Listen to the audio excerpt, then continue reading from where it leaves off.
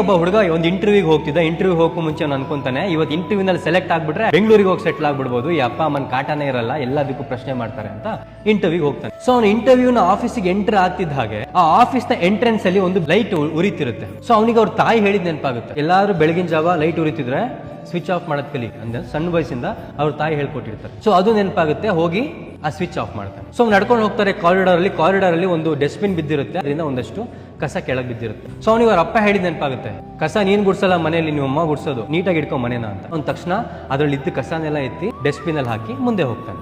ಅಲ್ಲೊಂದು ಫಿಲ್ಟರ್ ಇಂದ ನೀರು ಸೋರ್ತಿರುತ್ತೆ. ತಕ್ಷಣ ಅವ್ರ ಅಮ್ಮ ಹೇಳಿದವನಿಗೆ ನೆನಪಾಗುತ್ತೆ, ನೀರು ವೇಸ್ಟ್ ಮಾಡಬಾರ್ದು ಅಂತ. ಸೊ ತಕ್ಷಣ ಹೋಗೋದನ್ನ ಆಫ್ ಮಾಡ್ತಾನೆ. ಸರಿ ಅಂತ ಇವನು ಇಂಟರ್ವ್ಯೂ ಒಳಗೆ ಹೋಗ್ತಾನೆ, ಫೈಲ್ ನ ಹಿಂಗ್ ಕೊಡ್ತಾನೆ.